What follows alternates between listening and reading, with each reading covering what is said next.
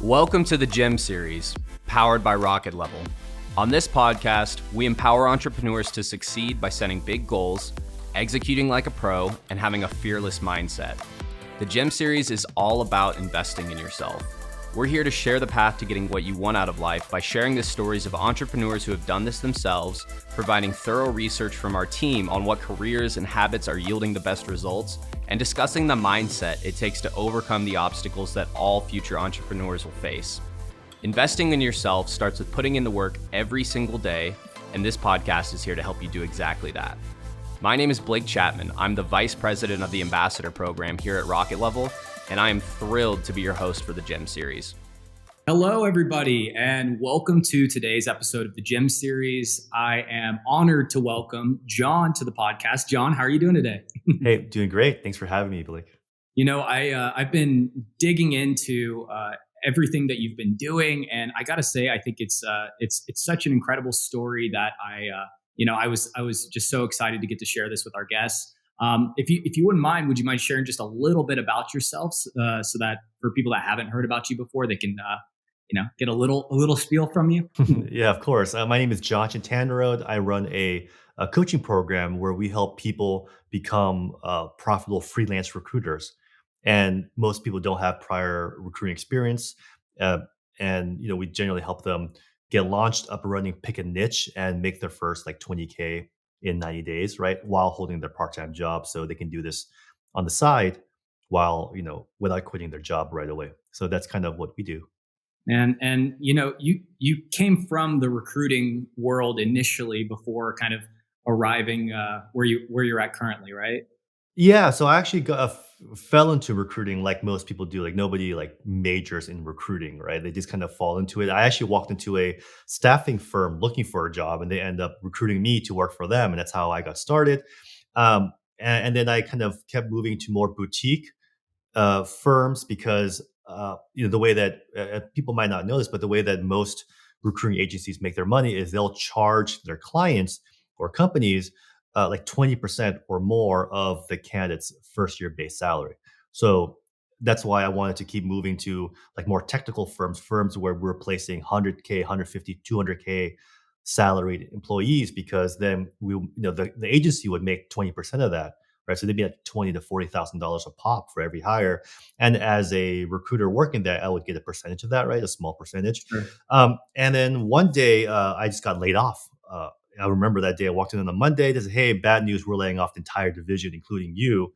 I'm like, "Well, shoot." And then I'm like, "Can I at least call my clients to like break the bad news?" Like, no, we'll call them for you. But so like on the way home, actually I stopped by a bar, had a couple of drinks to like lick my wounds and wounds Sure. and sulk a little bit. But then forget, like I have I just called them on a cell phone. I said, "Hey, sorry, I got laid off. My whole division did. I won't be able to send you any more candidates." Mhm. And what happened was, because I wish I would be able to say, you know what, like I had the guts that the moment they laid me off, I said, you know what, I'm off to my own. I'm gonna branch on my own, take with me all the best people and start my own, like pull Jerry Maguire, right? That's Yep. not what happened at all. What happened was I was like sad, depressed, didn't know what to do next. But then what happened next was kind of crazy, where my top two clients, they both said, well, Jon, well, that's bad news, but like, why don't you go do your own thing? Why don't you become a freelancer and a freelance recruiter, and we'll sign with you? So I'm like, oh wow. And it was because of their encouragement that gave me the boost and confidence to actually step out and branch out on my own. So it kind of the getting laid off was the push I needed to even explore this, and the encouragement from my clients who like liked me, believed in me. So it's really, yeah. So I really remember how important it was to have that outside support to like even give us a shot. And so I Yeah. thought to myself, you know what? I'm getting some unemployment money coming in. I'll give it 90 days, see if I can even make something happen. And sure enough, it worked. And then all of a sudden, like I was doing the exact same job I did before, except this one I was doing under my own like umbrella. And the moment I made my first deal, I was like, holy cow, this is like, it was like a $16,000 play. I still remember $16,000 fee. And I kept all of it myself. I'm like, wait, I don't have to give most of this to the house, to the agency, right? Like I can keep all of this. So all of a sudden I'm like, oh my God, thank you. When I ran to that boss years later, I thanked him, like, thank you for laying me off I would never have started my own agency. I make way more money now, have way more fun and flexibility and freedom. Thank you. Thank you. And she's like, okay, like this guy's Yeah, crazy all or right, weird. buddy. Yeah. Yeah. I think it was at the bar. So I was a little tipsy. Like, thank you so much for letting me off. And they're like, oh, okay. It was pretty funny. No, I think it's remarkable though, being able to, be faced with a scenario like that, and then, it's just so fascinating to me how humans have this desire in them to want to see people that they like thrive. We're Yeah. just drawn to that. So all those people that you helped out, it's so cool that that they reached out and were like, man, just give this a shot. Give try freelance for just a little bit. Yeah, I think Yeah, that's amazing. absolutely. And then, and by the way, what ended up happening, like kind of how it went from recruiting into coaching, was that I didn't plan to do that either. It was, I think, right after I sold my agency, I was wondering what to do next, and a couple of my old coworkers from the firm that I got laid off from had reached out to me and said, "Hey, John, like my manager just changed my commission structure. I'm really pissed," or like, they had some grievances with their corporate job, and they're like, "You know what? I think I'm ready to." Try to make it out on my own. I heard you doing well. Can you give me some pointers? And so I'm like, I'd be happy to. And so as I started giving them some tips and kind of give them the process I kind of created for myself through trial and error, because at the time, like 10 years ago, there were no coaches or mentors or programs to help people start their own business and recruiting. It's a very niche thing, right? And so when I kind of gave them my playbook, I saw them get clients and make recruiting deals for placements super fast. Like, what took me years to like figure out, like they just did it in weeks. I'm like, I was so happy for them. And then I'm like, you know what, maybe I'll just kind of keep doing this for a little while. And this kind of one-on-one coaching thing ended up turning into kind of a full-blown program where we now have a team of coaches, daily coaching calls. And I think we put like over 300 people through a program now. And it's been really satisfying to see like people just quit their full-time jobs and like have the freedom and like escape in an environment where they feel like they were stuck for so long, Yeah. and actually like did this, and they all did it kind of part-time, so they didn't have to like risk it all. They could just do it on the side, right? And now with automation and all the tools that in the market that I've learned that I would teach, like they don't have to do it manually. They can just set it and forget it too, right? So it's really nice, and really happy with everything so far. So cool that you got to align with your passion a bit more too.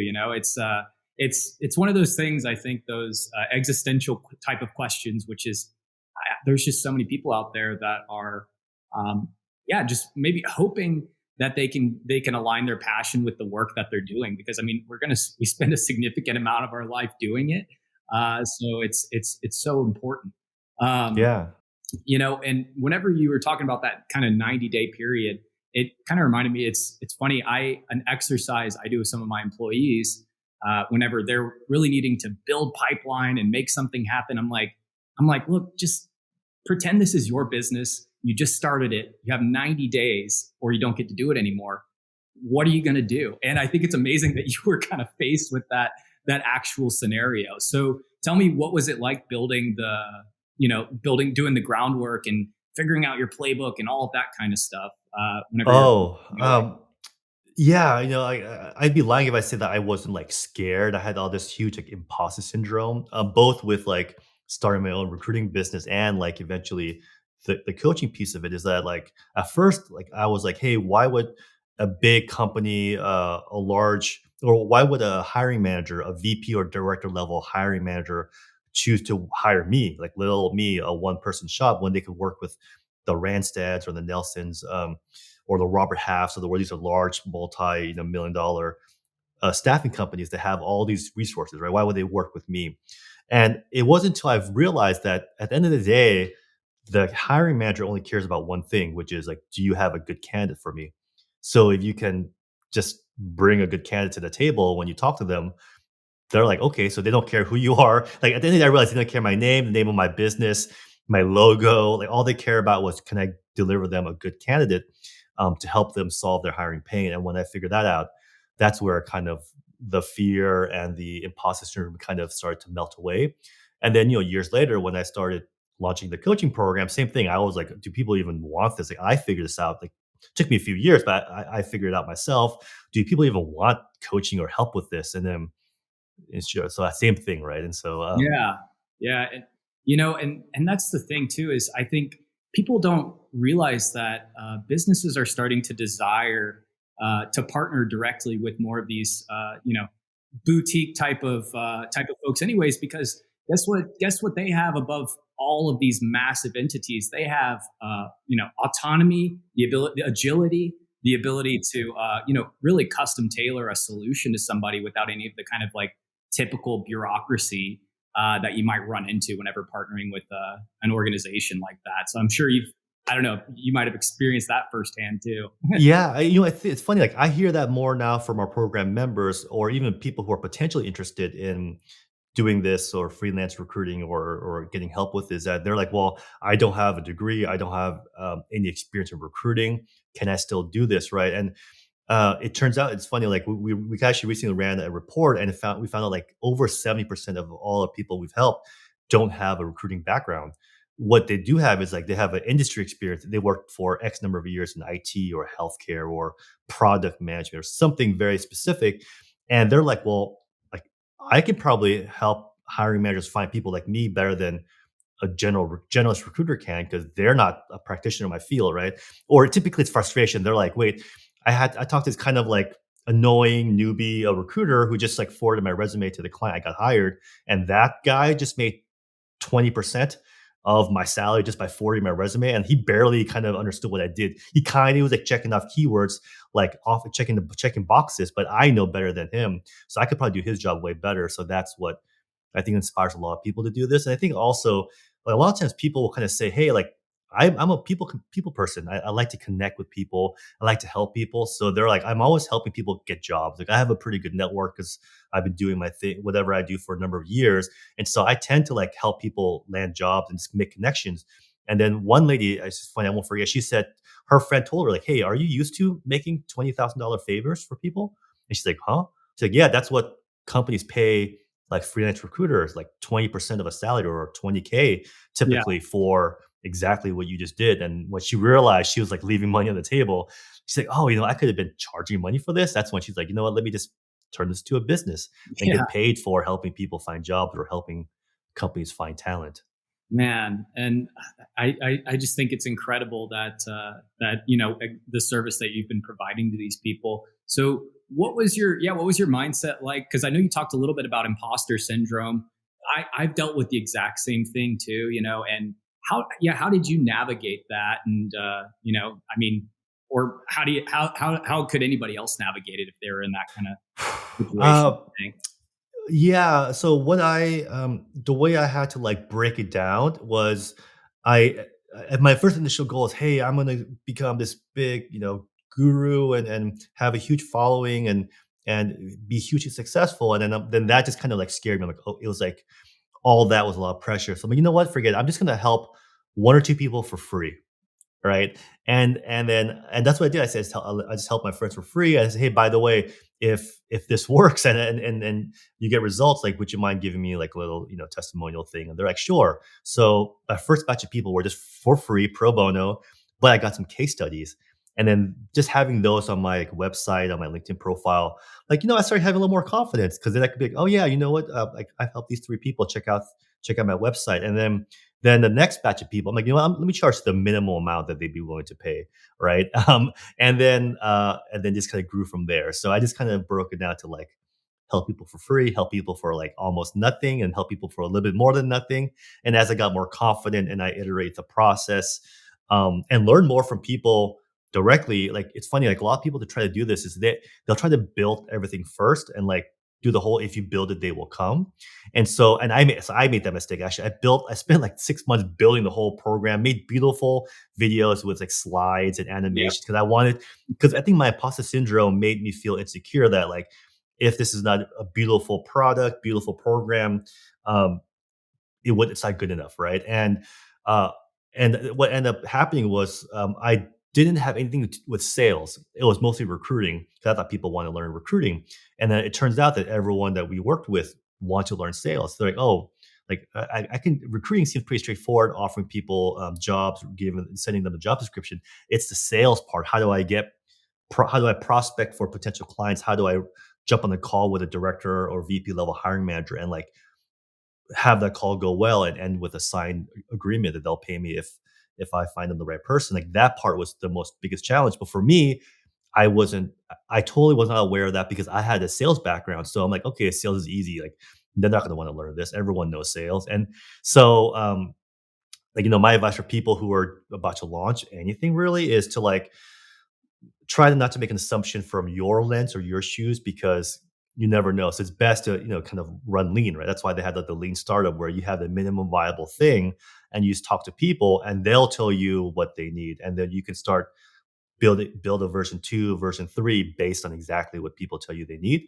And so had I done that from day one, I would have saved a lot of time. So that was my version 1.0.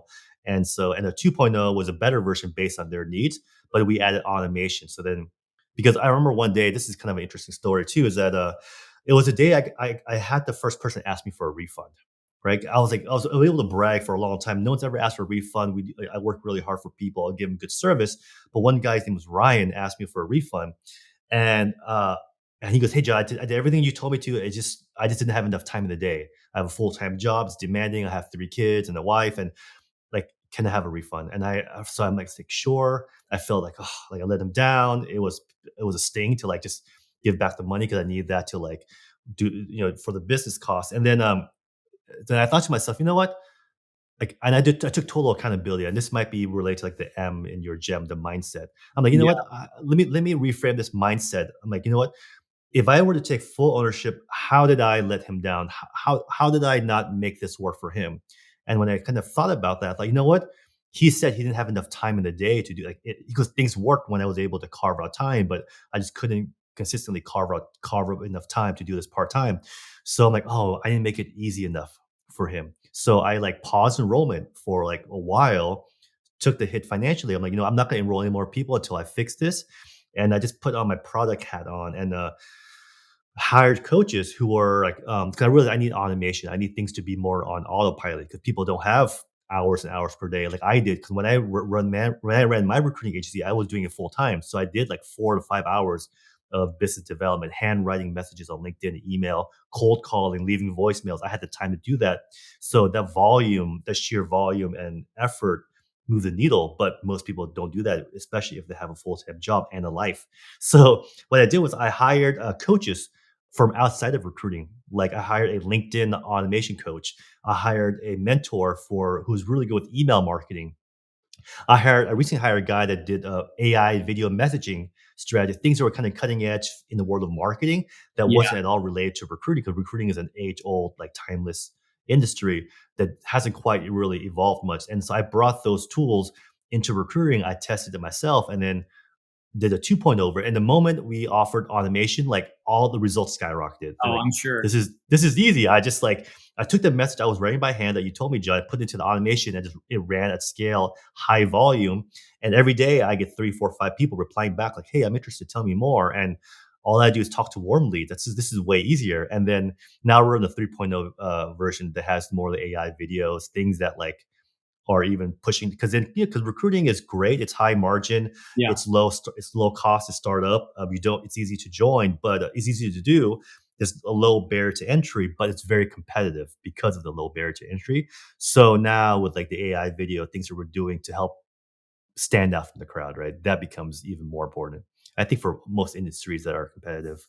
Makes me, yeah. So a few things, one, at the very beginning, I agree. Case studies are always so much more powerful than rented Ferrari bills, right? Yeah, yeah, yeah. It's like hit the ground running, talk to your people, and get those case studies. Two, the reason that I think, because I have had the same tendency as well. It really sparked something when you said that about really wanting to make everything perfect. But at the end of the day, these people that go out and really master sales, you look at their presentations, and I mean, it's literally like a white slide with black text on it, and it just has the impact right there. And the reason that they're able to do that is they're going out and they're just talking to people all the time, and they're actually learning. Yeah. And I've dealt with the refund thing too, and I think that's so powerful. That is such a good mindset shift. That is the perfect opportunity to take insights from somebody that wanted to get the results that you envisioned for them, but something didn't quite align, and the best thing you can do, yeah, you're right. Just take full ownership and then use that as a strength, Yeah. and lean into that. I'm really curious about I started playing around with some AI video too. What are you using for that right now? Yeah, so, well, actually, one of my alumni from the program, his name is Ashwin. He created a program called Doppelio, and it allows you to, because so here's like one of our like strategies that we found most effective is that when, because I kind of share with you like our main approach that we teach people for client acquisition is to run LinkedIn automation, run email automation, which is because all hiring managers are on LinkedIn or email or and both, right? And it kind of cast a wide net. And we find having a solid written message. We have different templates that are proven to work that they're all my stuff I've used for my agency, right?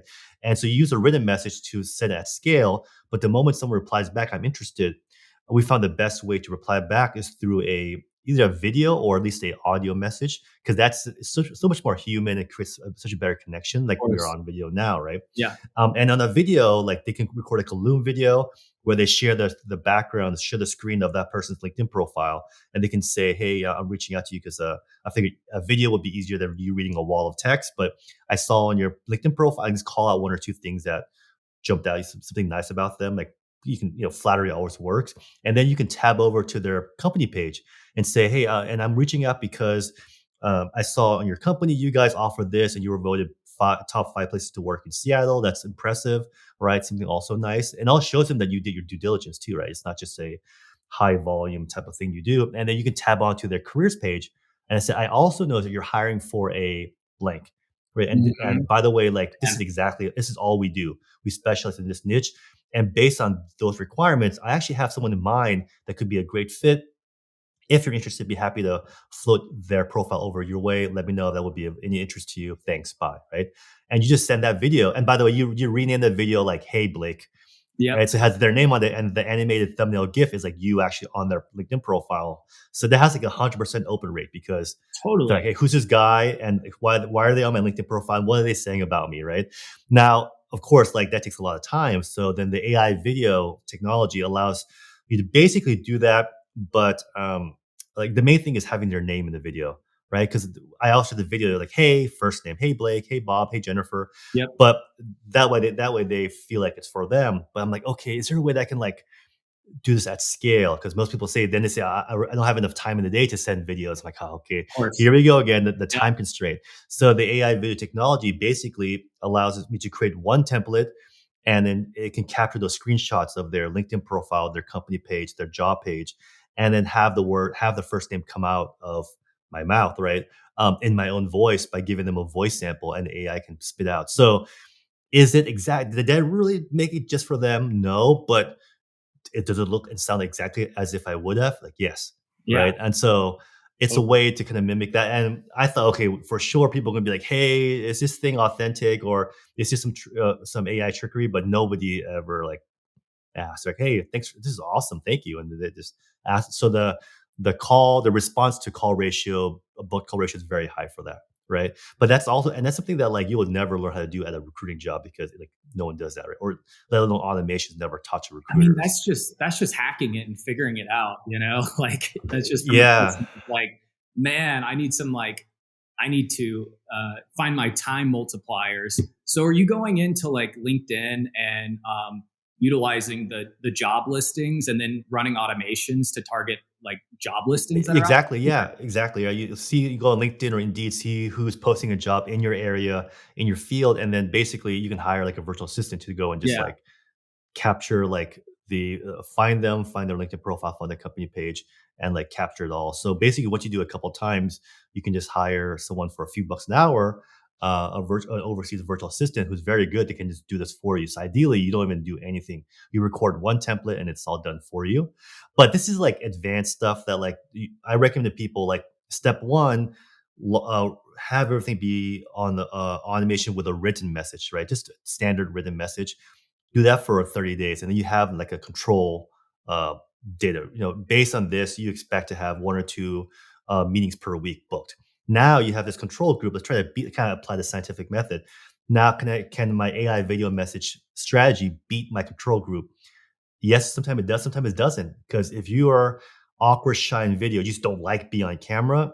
You're like, Hmm. okay, listen, you're better off just using the written message, right? Like, but Yeah. if you like being on camera and you enjoy and you have this charisma that oozes, then sure, then you probably will beat the control group. And so worst case, you can always fall back to your written message. So this is getting kind of advanced in the weed stuff, but it is like I do love what you mentioned, the time multiplier, because when you have a demanding career and a family and a life and you want to sleep, then or you have children, like all these things that it's hard to do as much as you want to do in a day unless you are able to work smart, not just Mhm. work hard, right?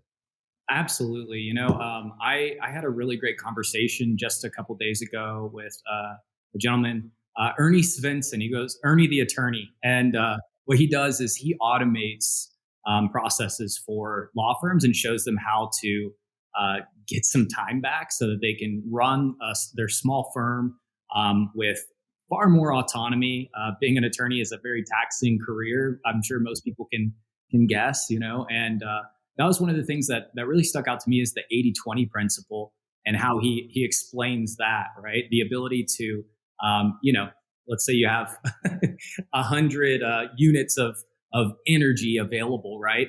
How do you Yeah. leverage 20 units to get an 80% return? And, Yep. that really struck a chord with me. Um, Something, not to switch gears, but I just want to make sure I don't forget to ask you about this too. I, I gotta ask, have you always been this curious? Because it seems like you're constantly, and I really admire that, constantly, trying to problem solve and figure out the next thing. Yeah, have you always been like that, or is that something you developed over time? Or Yeah, I think it's probably from like, yeah, my incessant need that like I can always do better. I mean, I had very strict parents, right? So it's like, okay, they're always like, okay, I can always do better. There's always more I can do, which is a double-edged sword, right? Because it's a lot of times I'm not as satisfied or content as I rarely feel moments of feeling content. I'm always like, wait, there's always something better. But usually it comes from the clients in the program where like when I start hearing things that like they're saying, hey, this isn't quite working as well as it used to, like I take that personally, right? I feel personally responsible for everyone's success because they invested their time, their money into the program, and I want to give them the best. And I always feel like if there's like whenever someone has like a complaint, like, hey, my messaging thing isn't working, or this or that, or I'm running out of time in the day to get everything done. I'm thinking, I bet you somebody has a better mousetraps. This yeah, someone else has already solved for this. So let me go out and find that solution for them. Right. So when the first guy said, hey, I don't have enough time, that got me to get automation. When people said, hey, I feel like everyone's doing LinkedIn automation, that got me to innovate to video. Now we're about to roll out our 4.0 version of the program, which is basically the people spend like the first 3 or 4 weeks. It's very common to like do like administrative stuff, like build their website, their logo, integrate a calendar booking thing, and that's all great. It feels it's such a big trap because it feels productive, but at the end of the day, it doesn't move the needle forward because they're not getting any clients, right? Like working on the contracts and this, and so we're like, okay. And when I keep hearing that, like, oh, hey, I haven't gotten results yet. It's been 2 months, and I realized I spent the first month just doing admin stuff.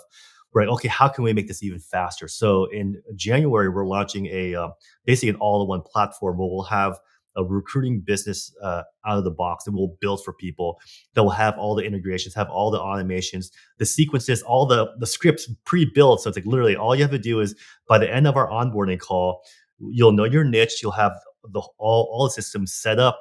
We'll just put it, we'll launch it for you and you're off and running. Like, so that way people can get launched within like 48 hours and not 2 months. So that's kind of yeah, my next thing. Because whenever I see people complain or like seeing people struggle, I'm like, I feel like it's my job, and it is my job to help them solve their struggles. So that's kind of why I my do that, only I guess. Yeah.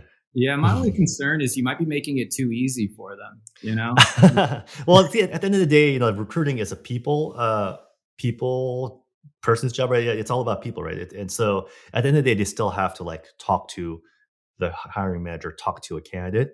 And so I want them to spend most of their time having those good conversations that lead to them, finding great talent for their clients and less time doing manual outreach or less time doing that. So if I can solve for that, at least I can have them spend most of the time doing the 80-20 thing, right? And that 20% that gets 80% of results we found is just having more and more calls, at least 3 to 5 calls every week with prospective clients, hiring managers who need help hiring good talent. And it's funny, like one of the things that jumped out at me when you mentioned the 80/20 rule is like one of the big things that we do is like we help people pick a niche, right? We have a Mm, niche discovery process to hone in the exact niche on what they should recruit on based on their specific background, interests, passions, and what the market's looking. So we have this whole process. And then we're like, okay, once you have a niche, stick with it. yeah. Because then give it some time. Then let's say fast forward a few months, they have 5 clients. They're all in the same niche. Let's say it's like cybersecurity engineer, for example. Then when you have a niche, and this probably applies to even outside of recruiting, but when you have a niche in recruiting and you have 5 companies all looking for the same, let's say cybersecurity analyst, then you can take that one candidate that you find who's a rock star and then submit them to all 5 clients and get them interviewing for all 5 of your clients, right? Yep. Now, then ideally you find 2 or 3 more of those people, have them all interview with all 5 clients. Now your odds of getting one or all of them hired is very, very high. And at the end of the day, you don't really care which company, which client hires each candidate because you'll get paid regardless. And so, Yes. and that's like the working smart, not hard, right? Like having all the clients in the same niche is that 20% that gets you 80% of your 20K fees versus having like 3 or 4 different clients all in different verticals. One's hiring a salesperson, one's hiring an engineer, one's hiring a bookkeeper, an accountant, and now you're just like spinning your wheels. It feels good because you're busy, but you're actually not leveraged, right? Yeah, no, and that's, I mean, that's just a mess. I mean, I much prefer to be able to work, do the system that you just recommended. Also, just from a sales perspective, I mean, creates scarcity and Yep. absolutely would increase that urgency for somebody to make a decision. You know, if you've got a talented guy and he's going to 5 companies, they're going to be like, "Hey, this is a good guy. We got to jump on it." You know? Exactly. Yeah. And ideally, you want to make sure they're all your companies because it's funny. A lot of times you'll talk to somebody or like we help people. We specialize in helping people find passive candidates, right? People who are not actively looking for a job because those people tend to be, like if they're unemployed on the couch, sending their resume to every job out there, they're probably not like the premium level candidate that your clients would expect, right? Because you're charging them a premium fee, so they expect a premium level person. So then we help people target passive candidates, people who are not looking, who are heads down, sometimes working for a competitor of your client.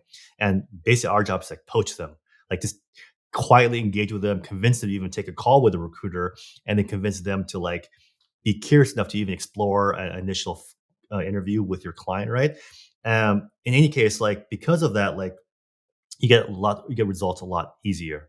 All right. So Yeah. that way, yeah, so that's another thing about doing the 80/20. That's a really great tip. What's one of the most interesting ways you've ever had to poach a candidate? I'm curious if you.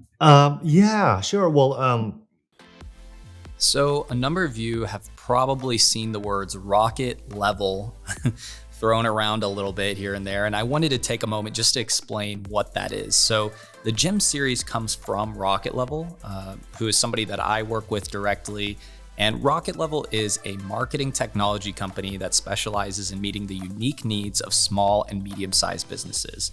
So over the years, through strategic collaborations with national brands, franchise groups, and local partners, RocketLevel has become a trusted ally for SMBs operating in the market. And right now, RocketLevel's primary focus is to provide a comprehensive range of marketing solutions for SMBs, including website development, SEO, paid ads, email marketing, social media management, and just about anything you can think of. By offering a done-for-you approach, RocketLevel takes care of all aspects of digital marketing, allowing SMBs to focus on their core business operations. I know that everybody talks about this all the time. It's so hard to focus on the fulfillment side of things, and been an absolute honor getting to partner with RocketLevel throughout the years and be able to see them provide a solution for people that maybe don't have the talent right now, maybe don't have the time, and maybe don't have the playbook or the tools available. It truly is buttoned up in such a way that you can give somebody your high level objectives and get this stuff knocked out. So if you're curious, you should definitely give us a shout. What's one of the most interesting ways you've ever had to poach a candidate? I'm curious if you. yeah, sure. Well, I think a lot of times people want intrigue, just curiosity. So, like, like I've left voicemails to say, like, "Hey, Blake, listen, you and I haven't spoken before, but I just had a meeting with a VP of engineering for a company in your niche. I'm sure you know exactly who this company is, and your name came up. in that meeting specifically for like a stealth mode project that they're working on. They really are looking for someone exactly with your skill set. And listen, this VP asked me to reach out to you to see if you might be even open to exploring the opportunity. And if you do want to jump on a quick, I don't know, 5-minute call, I'd be happy to tell you exactly who the company is, what this stealth project is, exactly what they're looking to pay. And I think some people may think this role is stronger than the one you're currently in. But anyways, not sure if this would even interest you, but if so, be happy to just fill you in on the details. Like, thanks, bye. And maybe we do that in a video form too, right? And Man, that has enough like intrigue that's baked in that fire. they're like, Yeah, that's really cool. but like, and so, yeah, you do stuff like that, right? Yeah, absolutely. I just love the ability to constantly figure out new ways to get in front of some of these candidates out there, and I think that sales and recruiting is shifting a little bit in that the same old tricks just don't quite not tricks per se, but traditional sales has just changed quite a bit. There's a lot more subtlety and nuance in the way that we communicate with each other, and you've got to really get a good hook in to Well, I think that's the thing. Like with recruiting, I think with even other entrepreneurial ventures too, is that like I feel like I'm always aware of opportunity costs, right? Meaning like if I have a call, like if I'm even able to get the call, or not even get the call, if I reach out to a potential client, let's say, and this is like a hiring manager, I only have one chance to make a good first impression. sure. And if my messaging isn't dialed in, my LinkedIn is not optimized, my website is not dialed in, there's a chance that they might be like they might not respond. They might be say thanks, no thanks.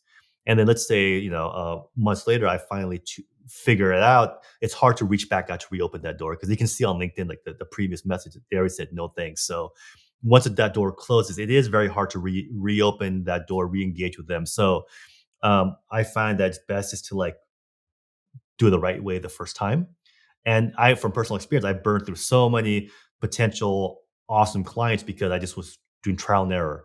So that's why, like, it's nice. People told me, "Hey, John, we really like that you offer the easy button." Just like they can sleep better at night knowing that they're not, winging it and burning through what could. Because in recruiting, like each client might not just be one client, one hire, one placement, one 20K deal, and that's it.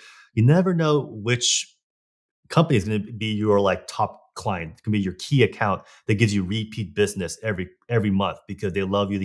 They're always hiring, they're growing, and they end up becoming like multi six figure revenue generating opportunities.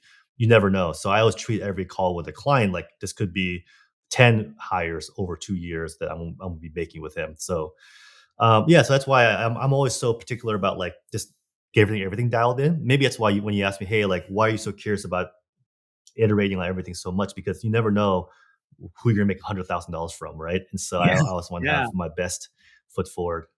No, that's absolutely true. So, as somebody that's obviously running a thriving, incredible business, how do you draw the line between working on the business and working in the business? And do Mm. you have any advice whenever for some of your Uh, clients that are just I Yeah, I do. So recently I've had a big focus on removing myself from the weeds of the business, and I didn't know how to do it. So I actually, I'm big on hiring coaches. So I hired a coach specifically. His program is called the Replaceable Founder, and the idea is Mm, not to replace yourself and like leave the business, but replace yourself from a lot of day to day, so you can focus on like the one or two things that really are in your like zone of genius, right? yeah, And so I hired a coach. His name was Ari to help me, and he taught me a framework called OAO, right? OAO, and O is a optimize, automate, outsource, right? Optimize, automate, outsource. Because so first of all, John, I want you guys. I had to optimize everything, and like I recorded videos of me doing everything. Once I optimized it, because before you optimize something, if you try to scale it or automate it, it could break, and you're just optimizing things that are yeah, suboptimal, right? Makes sense, but I think people jump to automation too fast. So before you jump to automation, just kind of dial in the process. Once I dial everything in, had SOPs that are written, then I use automation. And then once automation was maxed out, then I outsourced to people to kind of run the automation, right? But specifically, I think this might be more interesting for people is that like um, my baby, so my 16 month old son, back when he was a baby, was really the Congratulations. driving catalyst. Yeah, thank you. So what happened? So yeah, it's funny. Without the baby, I probably would have been content with just doing everything myself Sure. because I was a control freak, like a lot of entrepreneurs. I feel like no one could do as well as me. It has to be me. People want to talk to me, and and then when my wife goes, "Hey, so listen, we're pregnant, so when the baby comes, or yeah, I'm going to take a maternity leave for 6 months, so you're going to have to pay all the bills, by the way, right? It's unpaid." So I'm like, "Okay, time to grow the business," and that drove me to like start hiring people because I mean, all right, I need more of this, more help, right, to really grow the business. And so without that, I probably wouldn't have that urgency. And then when his name is River, when River came around, she's like, "Hey, now that right when the baby came, I had this fear of like her saying, "Hey, last night I couldn't get any sleep. I really need your help today with the baby." And for Yeah. me, I had this fear of responding to her, "Ah, sorry, I can't. I have eight back-to-back calls and meetings." Right. So I'm like, "Ugh," like Yeah. then the same thing. I'm like, okay, I can't, that cannot happen. Like I need to be, how do I free up my time? So then I hired this coach to scale. So then it started with me hiring someone to take over marketing, and hiring someone to take over operations, and someone to take over enrollment calls, right? And then I'm like, oh, that this is cool. And then now, of course, now that the baby's here, as she goes to work, and the baby's going like, "Mama, mama, mama," like crying, and she's like literally shedding a tear as she closes the door to like go to work. She's like, I wish I could stay home more. I'm like, okay, time to like grow to the next level, right? And so it's because of family stuff that drove me to really like, and of course, as a result, things have grown and scaled up, but probably not because same kind of like the same thing with me. It took me getting laid off and the external push to like Yeah. do something better, do something greater. It was because so she and the baby were my push to like scale things up, not because I wanted to scale into a huge business, but because I just couldn't be. I didn't. I wanted to be more available, right, and have the Yeah. resources for her. So that was kind of my like, yeah. Over the last year and a half, we really pushed hard for that. Yeah. Well, sometimes whenever you feel like you might be backed into a corner or having to navigate a scenario, it's funny because it's like, well, that actually just gave me a wider view of everything. By Yeah. being by being tucked away, I get to see kind of the big picture a little bit better. Also, whenever you start hiring for things like that, it gets kind of addictive. Once you start bringing in these experts and you see it working. Yeah, what was it? Well, I do like to preface, it's so important, like you said, to make sure that your processes are set in place. You have your Mhm. SOPs like locked in, or Yeah. else you are just hiring people and then setting them up to fail. I mean, Mhm. it's something that I've seen happen all the time. So, how did you kind of lay the groundwork to make sure that these people were ready to rock and Yeah, well, so for set me, up? it was a big challenge because a lot of people I hired were for jobs that I didn't really quite know how to do, Sure. like marketing and client support and tracking the client journey, like things I'm like, I've never quite exactly did that at a high level. So, for me as a recruiter, I value other recruiters. So I just hired recruiting agencies that specialize in those things, and just so mostly everyone I hired I paid for. So I hired a agency to find me, enrollment people or specialists on the phone. So like that's all they do. So they got me great people with their SOPs for how they do their things. And then I hired, and then one of my more recent hires was a client success manager because I started seeing like we first started doing just group calls with me, and then as the group got bigger, I think quality kind of dropped. Or like, oh shoot, now it's like people have to wait longer on the group call to like Yeah. ask their questions. So I'm like, this is not good. So that led me to hire more coaches. So now we have daily coaching calls, each call with a specialist for a specific topic, right? Um, and they're very good because I'm very lucky. They're all alumni of the program too, right? So they know um, everything about it. And then at that point, so we had daily coaching calls, but people were still like needing more support. So I'm like, you know what? People need one-on-one support. So I hired a client success manager to give one-on-one support for like an accountability buddy that could support them one-on-one, especially for things that they didn't want to bring up in the group environment, perhaps, right? Or couldn't make the group call. But I hire a firm that only does customer support people, and they had and they brought their SOPs for like tracking the client journey and benchmarks, and anticipating common sticking points and how to like get ahead of that. I'm like, that's great. So I think because I paid, same thing, I paid a premium and I got premium people who Sure. brought along with them SOPs already that they were able to give me, because at this point I was hiring for roles that were above my, like level of expertise, right? Above my like area of Yeah. expertise. Well, a lot of times what you're paying for is the execution is obviously crucial, but I mean, you're paying for the playbook too, right? Which is Yep. like, Yeah. man, how are you gonna actually do this? And make those strides. So Yeah. yeah, I think that I don't know. It just gets me pumped up hearing anybody's story like yours, where you've not only built a successful business, but you went out on your own twice and made it happen. What's been your relationship with I don't know, just failure throughout the years, and how do you kind of navigate that stuff? Because that's always a big topic. I know Mhm. I try to share with my listeners, and yeah, I'd love to Yeah. hear your perspective on that. Oh, yeah, like, it's always a struggle. Like, I think, yeah, I read somewhere that like entrepreneurs are this kind of weird breed. I was explaining to my wife because she's a nurse. She's very like straight arrow, very risk averse, very stable. And I'm the, entrepreneurs are the opposite, right? We're just very kind of wild Yeah, and risk takers. And I told her like, yeah, like I think the key ingredients of a successful entrepreneur is one, they like are very confident to a degree, right? And they have a vision. Two, they're also like kind of insecure to a degree where they feel like they can always do better. So they're always like constantly striving for more. And three is that they're able to tolerate a high level of pain and rejection for a long period of time. sure. And so I think, and I just happen to kind of like, yeah, like have those three things. So I think that's what helped fuel me. But I think really like going back to, I think the family part of it was a big thing because Yeah, now it's like, okay, before if I failed, and I was always scrappy and I failed in a lot of different things, I can always pick myself up. It was just me, right? I'm like, okay, I can eat like fast food for a month and just really tighten the belt and I can pick myself back up, right? yeah, Or rack up some credit cards, who cares? But now that I'm responsible for a family, I'm like, okay, like I can't fail like in that degree. So like, so it really like makes me make better decisions.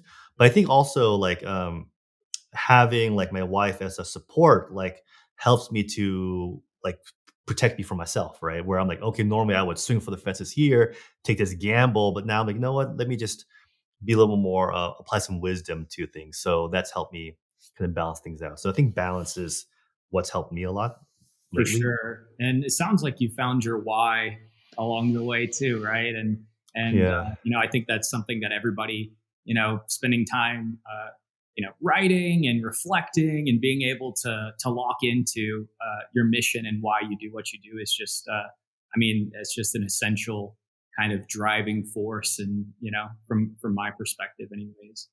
Yeah, absolutely. And it's always, and it's funny, like I think the sad thing is kind of like even as people kind of like progress and level up, there's always like the next level. So it can be this like, like Sisyphus, right? You're kind of rolling this I was boulder just up a thinking hill. Sisyphus. I Yeah, right. was like, oh, Yeah. So it's, but it's also maybe like maybe the journey, right, of entrepreneurship. Like it's the nice thing is that you're just playing the game to play the game, right? Because you enjoy it.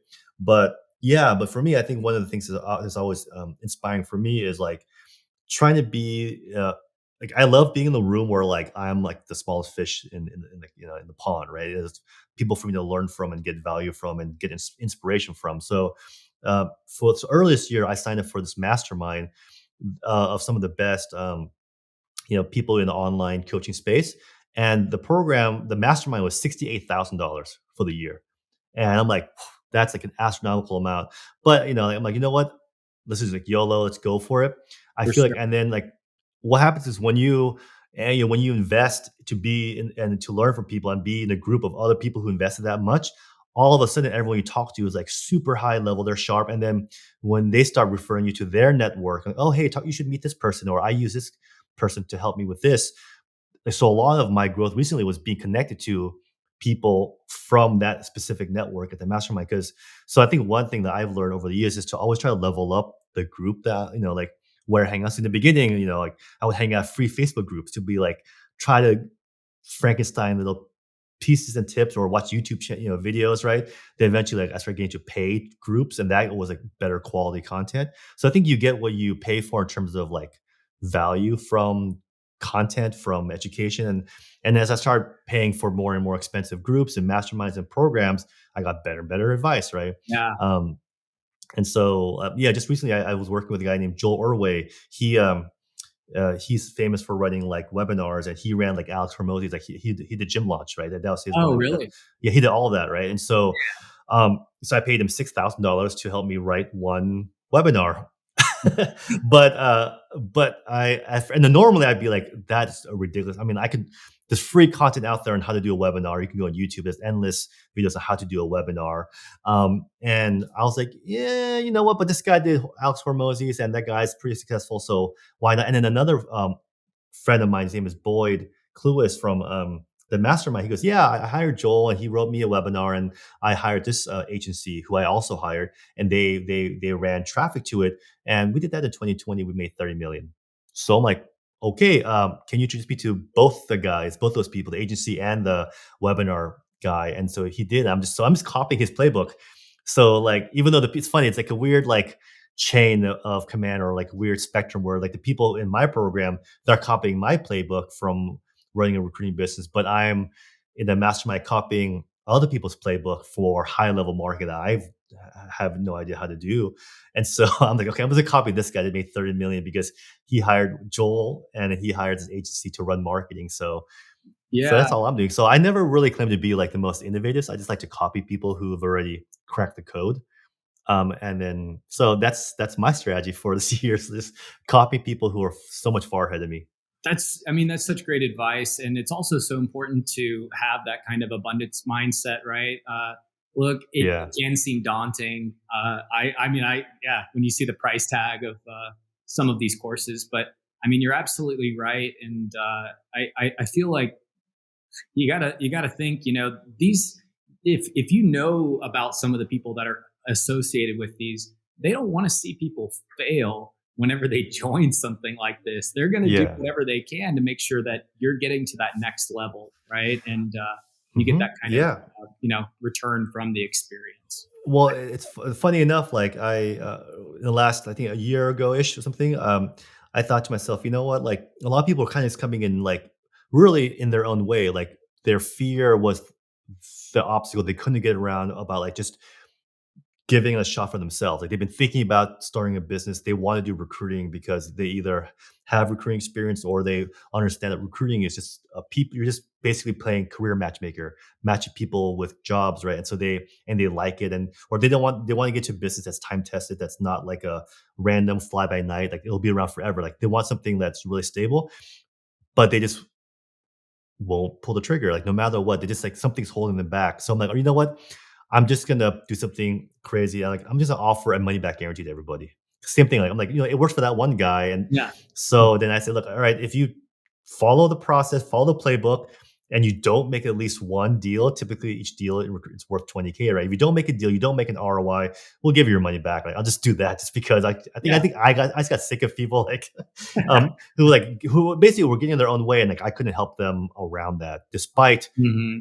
despite all the case studies. I'm like, all right, like they're still afraid, and it's natural, it's normal to be afraid. So I'm like, okay, would it help if I just gave you your money back if it didn't work? Like, sure. And then of course they got results, and like it was great. And so that's one thing that we just threw out there, and like, nobody else does that. But I don't know. I just figured why not? Like people should stand behind their stuff, and if people invested in us and uh, follow exactly what I said, and they don't get results, and that's my fault, right? Like I think that Yeah. it kind of comes back to that. That's on me, and they shouldn't have to pay if they did everything I asked them and they didn't get a result, right?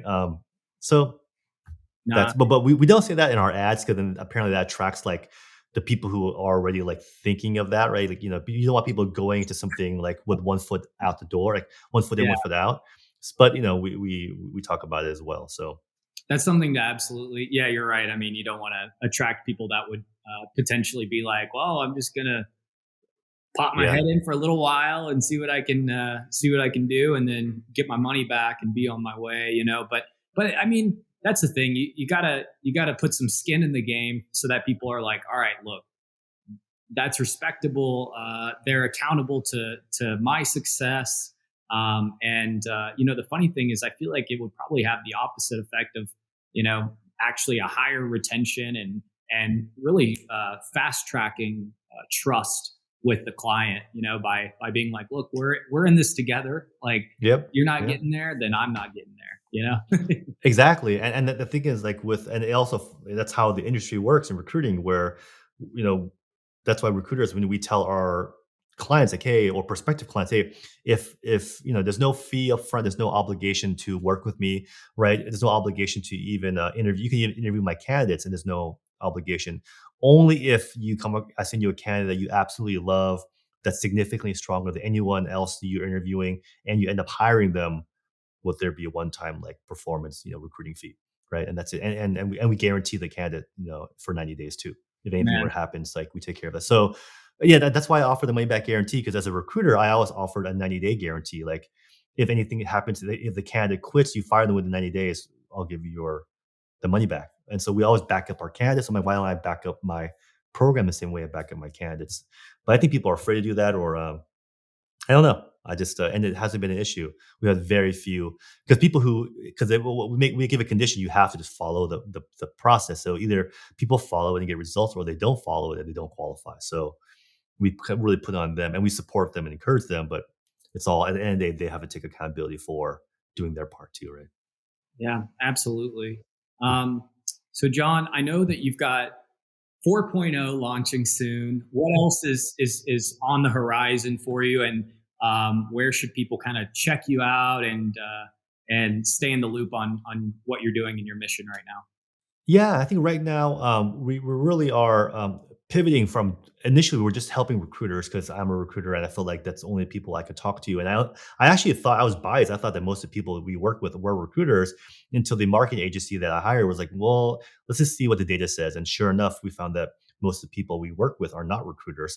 So now we're kind of pivoting from, like, how to start your own recruiting business to, like, hey, how to become a freelance recruiter, right? Even if you have no experience in recruiting or degree or anything like that. And you can do this part-time on the side, and you can make these $20,000 recruiting fees typically within 90 days or less, right? Like, that's the promise. And so, yeah. And so for people who are maybe curious about that, we have tons of free training on our website, recruitingaccelerator.com. So it's recruitingaccelerator.com, where you can find me on LinkedIn. I'm not a hard person to find, and be happy to answer questions. Amazing. Well, Jon, thank you again for joining the show. It's been an absolute pleasure getting to know you a little bit better, and all of these insights are incredible. I know everybody's taking notes as they've been listening to this. So, No, thanks for having me. This has been really fun. absolutely. All right, everybody. Everybody, keep up with Jon. We'll include the information in the bio. Until next time, this has been the G.E.M series. Have a wonderful day. Thank you for listening to today's episode of the G.E.M series, where we're always here to share the goals, execution, and mindset of thought leaders around the world. If you're listening to this, I'm sure that you have some pretty big goals for yourself, and I would absolutely love to hear them. Actually, here at RocketLevel, we just launched our newest partnership program, where the goal is to, build a relationship with you guys. I want to talk with all of you coaches, consultants, and entrepreneurs. This program is going to be providing free sales and marketing training, giving you access to a massive network of small businesses, and even paying you to allow us to handle the fulfillment side of things. Over the last 20 years, we've been able to learn a lot about how to handle digital marketing for a small business. And frankly, we want to pass that along. After working with business coaches and consultants all over the world, we decided, let's make it formal. Let's make this thing happen. So if you're at all curious, check out the links attached. And please reach out directly. I would love to meet you all. Remember, I'm always a email, text, phone call, or DM away. Everybody, remember to be awesome and do awesome things. A whole lot more coming soon. Take care.